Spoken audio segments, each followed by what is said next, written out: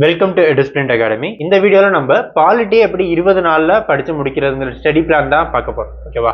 So polity அப்படின்னு எடுத்துக்கிட்டாலே group 1, 2, 4 இதில் எல்லாமே ஸ்டாண்டர்டாக உங்களுக்கு 20 கொஸ்டின் வரும். ஓகேவா? ஸோ மேஜர் கொஸ்டின் வந்து இந்த டாப்பிக்லேருந்து வருது அப்படின்றதுனால இதை நம்ம ரொம்ப கிளியராக படிக்கணும். ஸோ அதனால தான் 20 நாள் அப்படின்ற ஒரு டைம் ஸ்பேனும் எடுத்துக்கிட்டோம். ஓகேவா? ஸோ 20 நாள் நீங்கள் பாலிட்டி படித்தாலுமே அது கிளியராக படிச்சிட்டிங்கன்னா உங்களால் டிஎன்பிஎஸ்சி எக்ஸாமில் நல்லாவே ஸ்கோர் பண்ண முடியும். ஓகேவா? பாலிட்டி பொறுத்த வரைக்கும் நீங்கள் படிக்கிறது வந்து எப்பயுமே ஃபேக்டாக தான் படிக்கிற மாதிரி இருக்கும். ஏன்னா அதில் வந்து கான்செப்ட்ஸ்லாம் புரிஞ்சுக்கிறதுக்கு ஒன்றும் இல்லை. ஏன்னா நீங்கள் என்ன ஆர்டிக்கல் படிக்க போறீங்க, அந்த ஆர்டிக்கல் எதுக்காக வருது அப்படின்றது படிக்க போறீங்க இல்லையா? ஸோ அந்த ஃபேக்சுவல் நாலேஜை நீங்கள் ரொம்பவே இம்ப்ரூவ் பண்ணுற மாதிரி இருக்கும். ஸோ நிறையா வந்து நீங்கள் ஷார்ட்கட்ஸ் ட்ரிக்ஸ் எல்லாம் வச்சு படிச்சிங்கன்னா உங்களுக்கு பாலிட்டி கொஞ்சம் ஈஸியாகவே இருக்கும். ஓகேவா?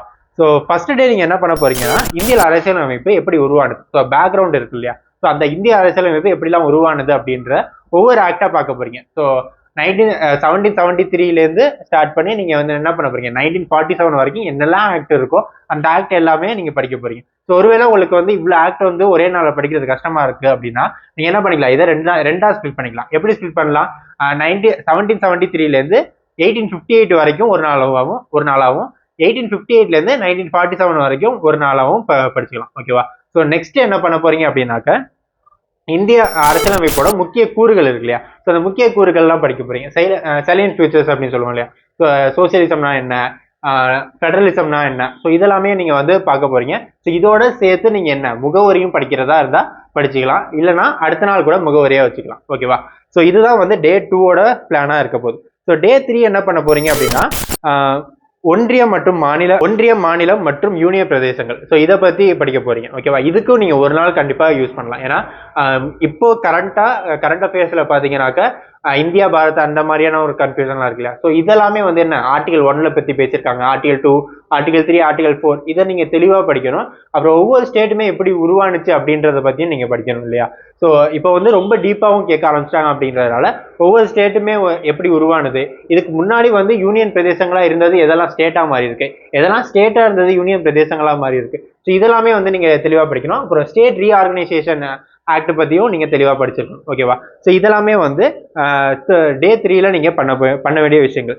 டே 4 நீங்க என்ன பண்ண போறீங்க, சிட்டிசன்ஷிப் பத்தி மட்டுமே படிக்க போறீங்க. ஸோ சிட்டிசன்ஷிப்ல ஆர்டிகல் 5ல ஆர்டிகல் 11 வரைக்கும் என்ன சிட்டிசன்ஷிப் பத்தி தான் பேச போகுது இல்லையா? ஸோ இந்த ஆர்டிகல் எல்லாமே நீங்க வந்து படிச்சு தெளிவா படிச்சிருக்கணும். ஓகேவா? ஓசிஐ கார்டு ஹோல்டர்ஸ்னா என்ன, ஸோ சிட்டிசன்ஸ் வந்து பாகிஸ்தான்ல இருந்து இந்தியாவுக்கு எப்போ வந்திருந்தா அவங்க சிட்டிசன்ஸ், ஸோ இந்த மாதிரியான நுணுக்கமான விஷயங்கள்லாம் நீங்க வந்து சிட்டிசன்ஷிப்ல படிச்சிருக்கணும். ஸோ இதுதான் டே 4. டே 5 நீங்க என்ன பண்ண போறீங்க, ஃபண்டமெண்டல் ரைட்ஸ் பத்தி படிக்க போறீங்க. ஸோ ஃபண்டமெண்டல் ரைட்ஸுக்கு நீங்க 2 நாள் கூட எடுத்துக்கலாம். ஓகேவா? ஏன்னா ஃபண்டமெண்டல் ரைட்ஸ் அப்படின்றது நீங்க ஆர்டிகல் 12 ஆர்டிகல் 32 வரைக்கும் உங்களுக்கு ஆர்டிகல் 35 வரைக்குமே உங்களுக்கு என்ன ஃபண்டமெண்டல் ரைட்ஸ் தான் இருக்க போகுது இல்லையா? ஸோ இந்த ஃபண்டமெண்டல் ரைட்ஸை நீங்க வந்து 2 நாளா படிக்கிறனால படிக்கலாம், இல்லை இதுக்கு முன்னாடி படிச்சிருக்கீங்க அப்படின்னாக்க நீங்க ஒரே நாள்ல முடிச்சுக்கலாம். ஓகேவா? நெக்ஸ்ட் வந்து டே 7 நீங்க டே 5 அண்ட் டே 6 ரெண்டுமே என்ன ஃபண்டமெண்டல் ரைட்ஸுக்காக ஒதுக்கிங்க. ஸோ டே 7 நீங்க என்ன பண்ண போறீங்க அப்படின்னாக்க டிபிஎஸ்சி அண்ட் ஃபண்டமெண்டல் டியூட்டிஸ் இது ரெண்டுமே என்ன பண்ணிடலாம் 7ல நீங்க படிச்சு முடிச்சிடலாம். ஏன்னா ஃபண்டமெண்டல் டியூட்டிஸ் அப்படின்றது நீங்க அதிகமா படிக்க வேண்டியது அதுல ஒன்றும் இல்லை. ஓகேவா? என்னென்ன டியூட்டிஸ்லாம் இருக்குன்றத படிக்க போறீங்க. அண்ட் டிபிஎஸ்பியில 3 டிவிஷன் காந்தியன் டிபிஎஸ்பினா என்ன, சோசியலிசம்னா என்ன, ஸோ இதெல்லாம் தான் நீங்க வந்து டிபிஎஸ்பியில படிக்க போறீங்க. ஸோ இதை நீங்க தெளிவா படிச்சு முடிச்சிருக்கணும். ஓகேவா? டே 7ல நீங்க என்ன பண்ண போறீங்க, டிபிஎஸ்பி அண்ட் ஃபண்டமெண்டல் டியூட்டிஸ் பத்தி படிச்சுக்க போறீங்க. ஸோ டே 8 என்ன பண்ண போறீங்க அப்படின்னா டே 8 நீங்க பண்ண வேண்டிய விஷயம் ஒன்றிய நிர்வாகத்தை பத்தி படிக்கிறது. ஸோ ஓகேவா? டே 8 ஒன்றிய நிர்வாகம் பத்தி மட்டுமே படிங்க. டே 9 வந்து ஒன்றிய நாடாளுமன்றத்தை பத்தி மட்டும் படிங்க. ஓகேவா? ஸோ டே 10 வந்து மாநில நிர்வாகத்தை பத்தி படிங்க. டே 11 வந்து மாநில சட்டமன்ற பத்தி படிங்க. இதை நான் மெர்ஜ் பண்ணி படிக்கலாமே அப்படின்னு கேட்டாங்க இல்லை. ஏன்னா மாநிலம் வரும்போது கவர்னருக்கு நிறைய பவர்ஸ் வந்து மாறும், நிறைய ஃபங்க்ஷன்ஸ் வந்து மாறும். ஓகேவா? நீங்க அதை தனித்தனியா படிச்சாதான் என்ன பண்ணுவீங்க, கிளியரா படிப்பீங்க. இல்லை நான் கம்பைன் பண்ணி படிக்கிறீங்க அப்படின்னாக்க நீங்க கம்பேர் பண்ணி படிக்கும்போது சில பாயிண்ட்ஸை விடுறதுக்கான வாய்ப்பு இருக்கு. நீங்க ஒரு டே ஃபுல்லா மாநில நிர்வாகம், மாநில சட்டமன்றத்தை பத்தி மட்டும் படிச்சீங்க அப்படின்னாக்க உங்களுக்கு அந்த நுணுக்கமான விஷயங்கள்லாம் படிக்கிறதுக்கு டைம் இருக்கும். ஓகேவா? அதுக்காக நீங்க ஒரு நாள் ஒதுக்கலாம், தப்பு இல்லை. நெக்ஸ்ட் என்ன பண்ண போறீங்க அப்படின்னா டே 11 உள்ளாட்சி பத்தி மட்டும் படிக்க போறீங்க. உள்ளாட்சி பஞ்சாயத்து ராஜ். ஓகேவா? இதுல இருந்து கண்டிப்பா ஒரு கொஸ்டின் வந்துடுது, வருஷம் வந்துடுது. ஓகேவா? அதனால இதுக்கு ஒரு நாள் நீங்க ஒதுக்கியே தான் ஆகணும். ஸோ டே 11 வந்து பஞ்சாயத்து ராஜ் பத்தி மட்டும் படிக்க போறீங்க. நெக்ஸ்ட் டே 12 வந்து கூட்டாட்சி அமைப்பு. ஓகேவா? அடுத்த நாள் வந்து கூட்டாட்சி பத்தி படிக்க போறீங்க. ஸோ மத்திய மாநில உறவுகள் எப்படி இருக்கு, ஃபெடரேஷன் எப்படி கொண்டு வராங்க, ஸோ இதெல்லாமே வந்து அடுத்த நாள் படிக்க போறீங்க. டே 14 வந்து என்ன பண்ண போறீங்க அப்படின்னாக்கா தேர்தல் பத்தி படிக்க போறீங்க. ஓகேவா? தேர்தல் பத்தி மட்டும் எப்படிலாம் எலெக்ஷன் நடக்குது, எலெக்ஷன் கமிஷன் எப்படி தேர்ந்தெடுக்கிறாங்க, ஸோ எலெக்ஷன் நடக்கிறதுக்கான ப்ராசஸ்லாம் என்ன இருக்கு, ஸோ இதெல்லாமே வந்து டே 14 படிக்க போறீங்க. டே 15 வந்து இந்திய நீதி அமைப்பு. ஓகேவா? இந்திய நீதி அமைப்பு வந்து டே 15 படிக்க போறீங்க. ஓகேவா? நெக்ஸ்ட் வந்து டே 16 வந்து ஊழல் பத்தி, ஸோ ஊழல் தடுப்பு நடவடிக்கைகள் என்னெல்லாம் இருக்கு, லோக்பால், லோக் ஆயுக்தா, இதை பத்திலாம் வந்து என்ன பண்ண போறீங்க, டே 16 வந்து படிக்க போறீங்க. டே 17 வந்து தகவல் அறியும் உரிமை சட்டம். ஸோ இதை வந்து டே 17 வந்து படிக்க போறீங்க. நெக்ஸ்ட் என்ன, பெண்களுக்கு அதிகாரம் அளித்தல் மனித உரிமை, இது வந்து டே 18 வந்து படிக்க போறீங்க. ஓகேவா? ஸோ இது வரைக்கும் படிச்சிட்டீங்க அப்படின்னாலே என்ன, உங்களுக்கு மேஜர் சிலபஸ் வந்து கவர் ஆயிடும். ஸோ இது இல்லாம டே 19 வந்து கான்ஸ்டியூஷன் அண்ட் நான் கான்ஸ்டியூஷனல் பாடி, நீங்க எக்ஸ்ட்ராவா படிக்கிறனால படிக்கலாம். ஏன்னா இது வந்து உங்களுக்கு